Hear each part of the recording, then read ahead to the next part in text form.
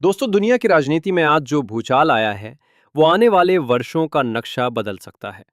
Spain और Switzerland ने America के सबसे हाईटेक माने जाने वाले F-35 फाइटर जेट को ठुकरा दिया। भारत ने भी एक बड़ा डिफेंस डील रोक दी और पुतिन का भारत दौरा तय हो चुका है। सवाल है, क्या अमेरिका का ग्लोबल दबदबा खत्म होने की ओर है? चलिए पूरी कहानी समझते हैं।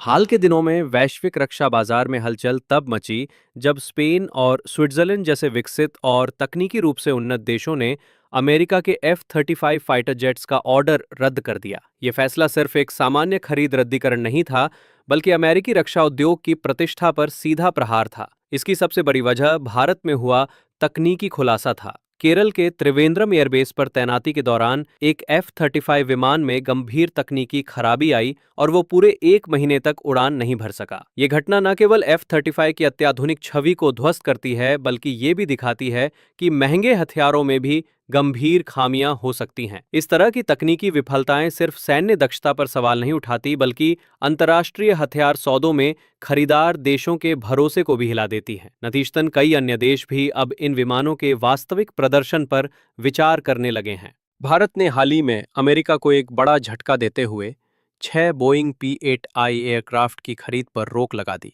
ये सौदा वर्षों से चर्चा में था, लेकिन अचानक कीमतों में 50% तक बढ़ोतरी ने भारत को पुनर्विचार के लिए मजबूर कर दिया।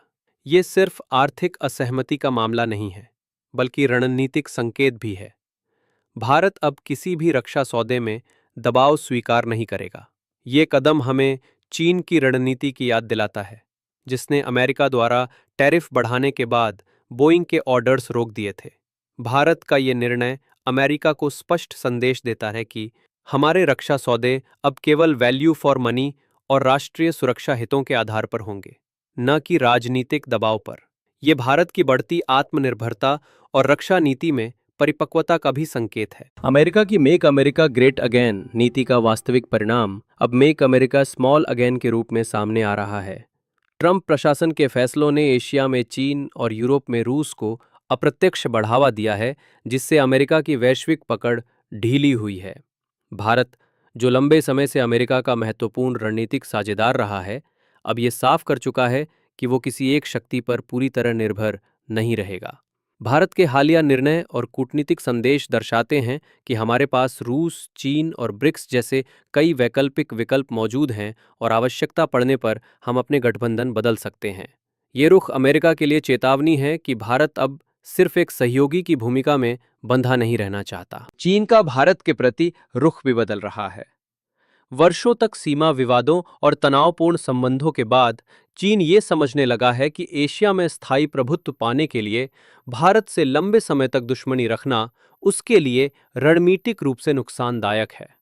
भारत इस बदलाव का सावधानी से लाभ उठा रहा है, लेकिन इसे पूरी तरह लेन देन आधारित दृष्टिकोण से देख रहा है। जहां फायदा होगा वहां सहयोग होगा और जहां हितों का टकराव होगा वहां स्वतंत्र नीति अपनाई जाएगी।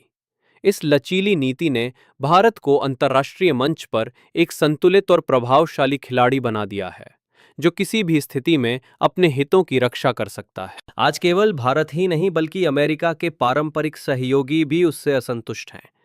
यूके, जापान, ऑस्ट्रेलिया और ताइवान जैसे देश अब अमेरिकी नीतियों पर सवाल उठा रहे हैं। हाल ही में ऑस्ट्रेलिया में होने वाली क्वाड बैठक आखिरी समय में रद्द होना इसका स्पष्ट उदाहरण है।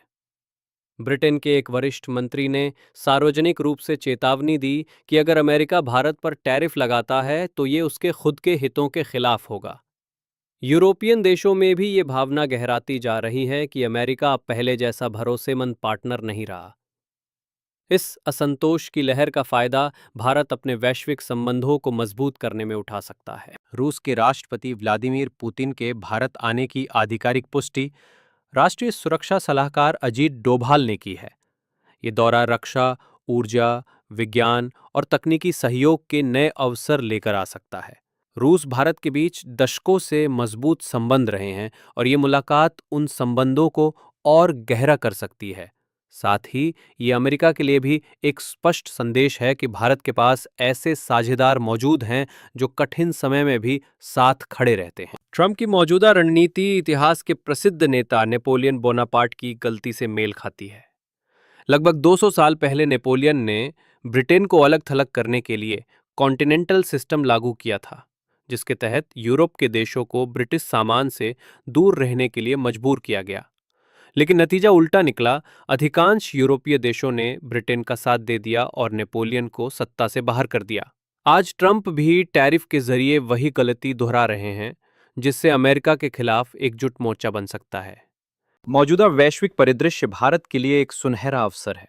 अमेरिका के पुराने और वफादार सहयोगी भी अब उससे दूरी बनाने लगे हैं। भारत अपनी स्वतंत्र विदेश नीति और संतुलित दृष्टिकोण के साथ इस असंतोष का लाभ उठा सकता है। अगर सही समय पर सही कूटनीतिक और रणनीतिक निर्णय लिए गए तो भारत 21वीं सदी में वैश्विक नेतृत्व की दिशा में निर्णायक कदम बढ़ा सकता है। दोस्तों, आज दुनिया में जो बदलाव हो रहे हैं वे आने वाले दशकों की दिशा तय करेंगे। भारत के पास ये सुनहरा अवसर है कि वो अपने हितों की रक्षा करते हुए एक वैश्विक नेतृत्व की भूमिका निभाए। क्या भारत इस मौके का पूरा फायदा उठा पाएगा? अपनी राय कमेंट में लिखिए और वीडियो पसंद आए तो लाइक, शेयर और नंदिनी आईएएस एकेडमी को सब्सक्राइब करना ना भूलें।